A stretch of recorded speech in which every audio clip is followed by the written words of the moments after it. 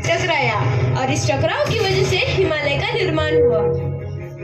आज से लगभग 6.5 करोड़ साल पहले पृथ्वी की तरफ आज के माउंट एवरेस्ट से भी बड़ा लगभग 4.5 लाख करोड़ किलो जितना वजनीय उल्कापिंड लगभग 80,000 किलोमीटर प्रति घंटे की स्पीड से पृथ्वी की तरफ आ रहा था।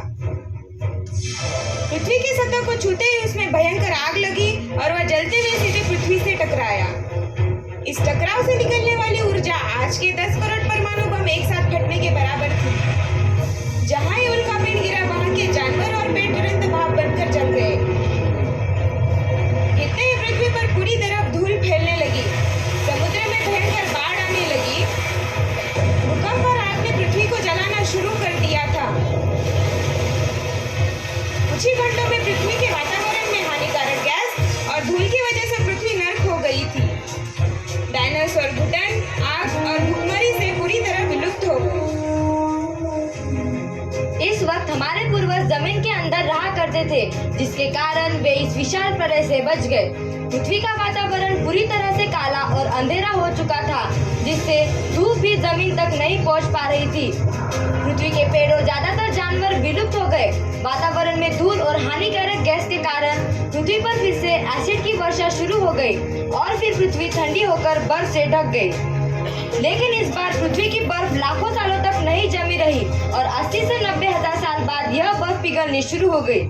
जैसे ही धरती पर वातावरण फिर से पहले जैसा होने लगा था, वैसे ही ये छोटे जीव जमीन से बाहर आना शुरू हो गए। उस वक्त पृथ्वी की बर्फ पिघलनी शुरू ही हुई थी, जिसके कारण अफ्रीका में घने ठंडे जंगल हुआ करते थे और इस बीच ये जीव बंदरों में परिवर्तित हुए। मगर जैसे जैसे पृथ्वी गर्म होने लगी, वैसे वैसे अफ्रीका के ये जंगल सूखने लगे और जंगल की चीजें खाने वाले बंदरों को खाने की कमी होने लगी। खाने की तलाश में इन बंदरों ने अपने पैरों पर चलना शुरू किया, जिससे उन्हें दूसरे जानवरों के शिकार करने में सहायता मिलती थी। धीरे धीरे बंदर एप्स यानी वानरों में परिवर्तित हुए। खाने की तलाश में ये एप्स पृथ्वी के दूसरे हिस्सों में फैलने लगे थे और धीरे धीरे उनके शरीर का रंग रूप वहाँ के मौसम के हिसाब से बदलता गया। वक्त के साथ साथ हम आदिवासी बने। हमने हथियारों से लेकर आग का आविष्कार किया और हम धीरे धीरे इंसानों में विकसित हुए।